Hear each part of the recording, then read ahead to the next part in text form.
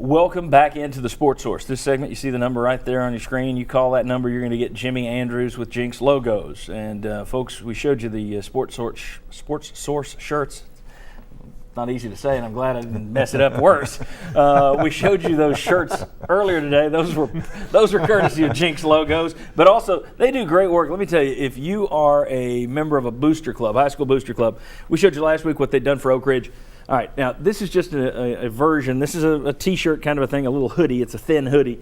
But they do the Clinton Dragons, and it's kind of a weathered look. But they do it as a vertical logo. So it's not the horizontal logo you might expect. In terms of caps, these are Flex Fit caps. Great stuff.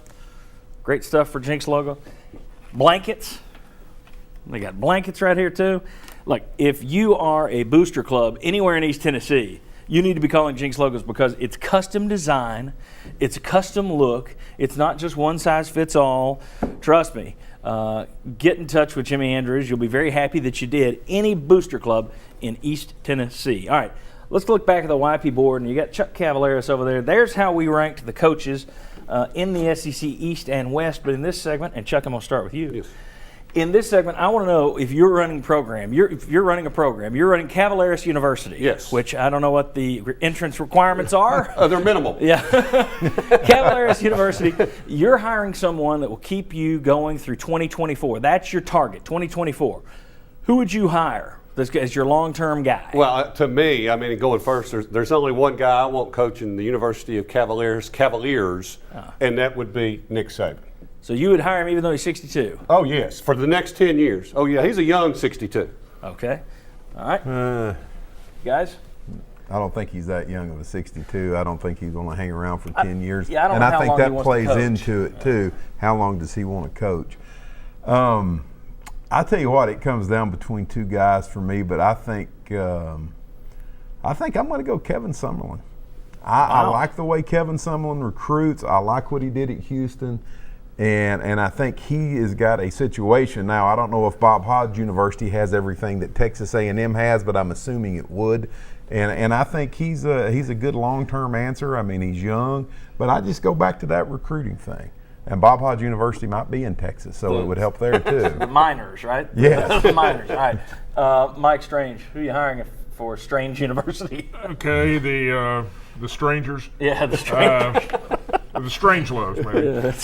Yeah, Saban, I don't think he's going to be there. Spurrier's obviously not going to be there. I don't think 54-year-old Mark Richt has got 10 more years. Oh, I thought in we him. were just talking about the West. no. Misinterpreting the question. I don't think Too Les late. Miles is going to be there in 2 years. I'm putting me down for Gus Malzahn. 48-year-old Gus Malzahn, I think in 10 years, he's relatively new to the head coaching game. I think he's got 10 years in him, and everything I've seen makes me want to hire him to coach the Strangelows. Okay. For Pennington University, I would go with Mark Richt. I did 64. I could see him making it that far, and I think here's the thing. He's going to be running a mission in Kenya. He could be in Honduras helping And Charlotte. oddly enough, that's where Pennington University Yes, is. we're really it's a banana republic school. The thing that I would do with Mark Richt, the reason I would go there is think of how consistent his teams have been. He had one losing record since 2001 when he took over down there. He recruits very well. The guy is also a tremendous ambassador for your university. You look at the fact that he's never won the BCS championship game, but a lot of breaks have to go your way. Les Miles won his with 2 losses. That was kind of flukish. You know, if Mark Richt had gotten a chance like that, maybe he would have won one. I also think that when you look at his track record, and we mentioned this a few weeks ago, toughest non-conference schedule of any SEC school is Georgia. Year over the last decade, or the last 12 years, I think we went back and looked.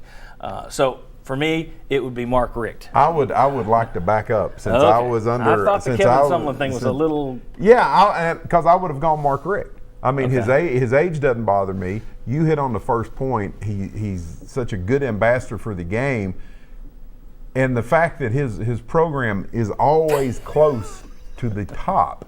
And so I was coming down. I held the age thing very big because Spurrier's not going to be there. I don't think Saban wants to coach. Les Miles would be 70. And then if you look at the younger guys, I was looking at track record, and I think Brett Bielema was awful.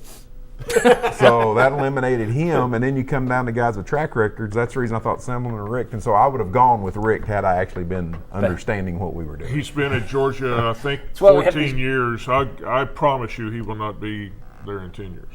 But he would have been at my Right, school. but it's not about Willie B. there in 10 years. It's about Willie B. coaching in 10 years at Pennington University down in Honduras. I don't think he will be. All right. I think he'll be coaching in 10 years. So you're wrong. All right. When we come back, which SEC West program would we buy stock in? The program. Which one will we buy stock? We'll keep focusing 10 years ahead, 2024. Who in the West would you buy stock in? Who in the West would you pass on? Come on back on the Sports Source. You are watching East Tennessee's first and only year-round sports talk show on television.